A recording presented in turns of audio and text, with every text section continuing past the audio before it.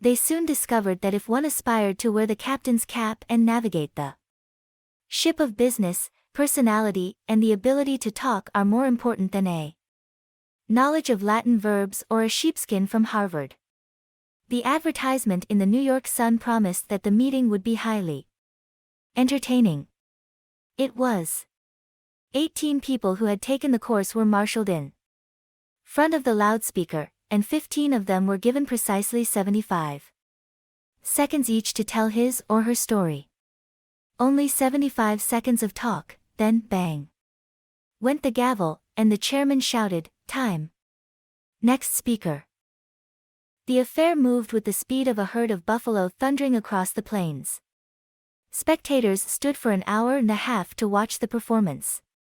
The speakers were a cross-section of life: several sales representatives, a chain store executive, a baker, the president of a trade association, 2 bankers, an insurance agent, an accountant, a dentist, an architect, a druggist who had come from Indianapolis to New York to take the course, a lawyer who had come from Havana in order to prepare himself to give one important 3-minute speech.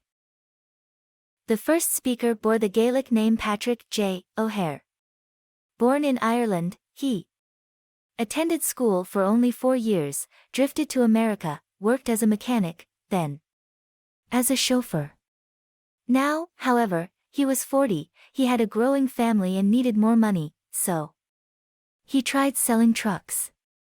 Suffering from an inferiority complex that, as he put it, was eating his heart out, he had to walk up and down in front of an office half a dozen times before he could summon up enough courage to open the door.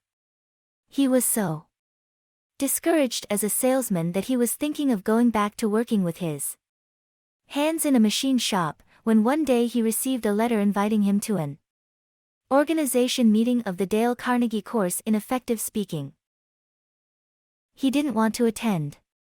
He feared he would have to associate with a lot of college graduates, that he would be out of place. His despairing wife insisted that he go, saying, "It may do you some good, Pat. God knows you need it." He went down to the place where the meeting was to be held and stood on the sidewalk for 5 minutes before he could generate enough self-confidence to enter the room.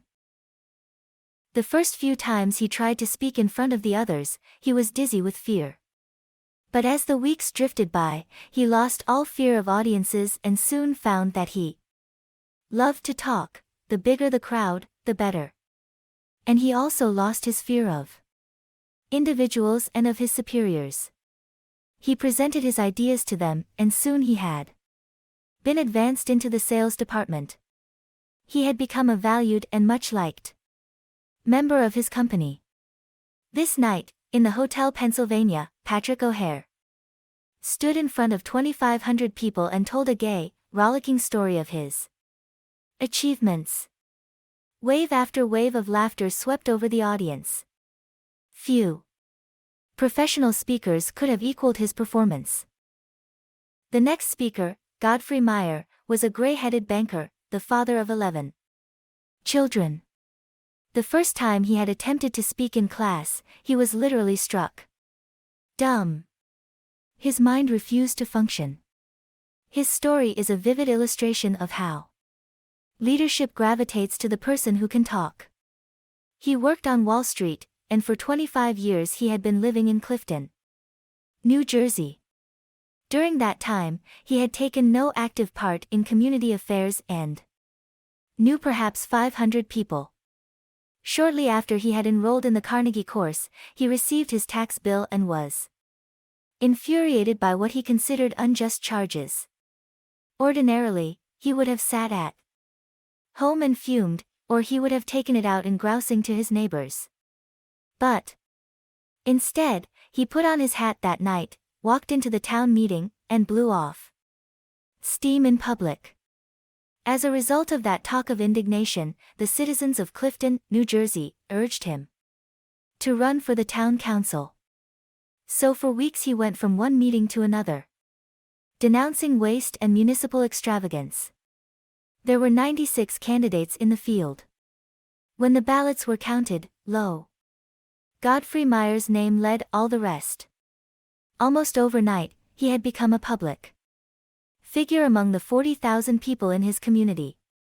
As a result of his talks, he made 80 times more friends in 6 weeks than he had been able to previously in 25 years.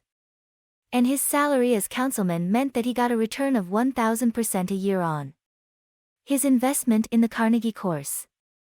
The third speaker, the head of a large national association of food manufacturers, told how he had been unable to stand up and express his ideas at meetings of a board of directors. As a result of learning to think on his feet, 2 astonishing things happened. He was soon made president of his association, and in that capacity, he was obliged to address meetings all over the United States. Excerpts from his talks were put on the Associated Press wires and printed in newspapers and trade magazines throughout the country. In 2 years, after learning to speak more effectively, he received more free publicity for his company and its products than he had been able to get previously. With $250,000 spent in direct advertising, this speaker admitted that he had formerly hesitated to telephone some of the more important business executives in Manhattan and invite them to lunch with him. But as a result of the prestige he had acquired by his talks, these same people telephoned him and invited him to lunch and apologized to him for encroaching on his time. The ability to speak is a shortcut to distinction. It puts a person in the limelight, raises one head and shoulders above the crowd. And the person who can speak acceptably is usually given credit for an ability out of all proportion to what he or she really possesses.